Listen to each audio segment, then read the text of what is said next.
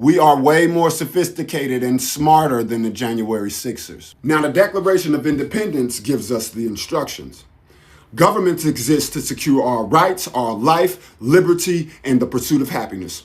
Their power comes only from the consent of the governed, okay? And when the government becomes destructive to those ends, it is the right of the people to alter or abolish it. Not to suffer quietly, not to hope it gets better, but to act. And that is the instructions. And the founders built a toolkit.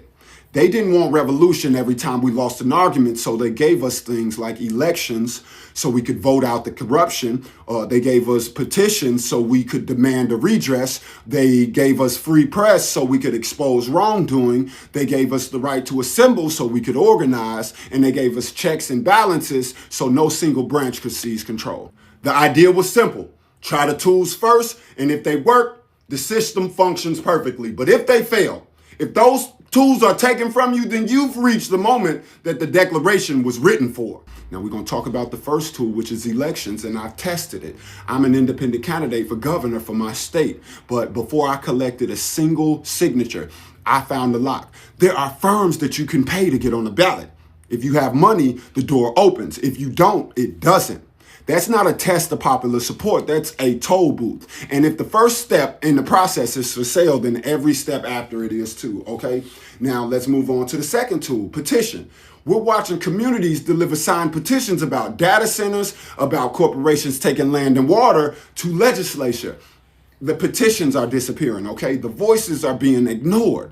The First Amendment guarantees the right to petition for redress of grievance. But what happens when redress never comes? What happens when the answer is silence year after year? The rights still exist on paper, but the tools are broken. All right, let's go to number 3, the press. Mainstream media won't cover an independent candidate, okay? They won't cover challenges to a two-party system lock. They won't cover people whose signatures are being ignored. The press was supposed to be the watchdog. Instead, it's the gatekeeper. If you're not approved, you don't exist. Now, the fourth tool is assembly. I've watched a progressive candidate in my state be celebrated by the Democratic Socialists of America, you know, people that claim to represent the people. But when organizers gathered to protest the genocide, to assemble, to speak, she called the police on them. She gave their personal information to law enforcement. The right to assemble is supposed to be guaranteed. But if your own side hands you over to the state for exercising it, the guarantee is worthless, okay? Now we move on to the fourth tool, which is checks and balances. We have a president launching strikes on Iran without congressional approval. The Constitution requires Congress to declare war, okay? The Powers Act requires consultation. Both were ignored. Congress was notified after the bombs were dropped. We have a president talking about nationalizing elections, taking control from the states, overriding local authorities and deciding who counts and how. The checks are supposed to stop this. They are not stopping it. And I have no idea what throwing off looks like in 2026. I don't know if it's barricades or ballots or something new we ain't tried yet, but I do know this.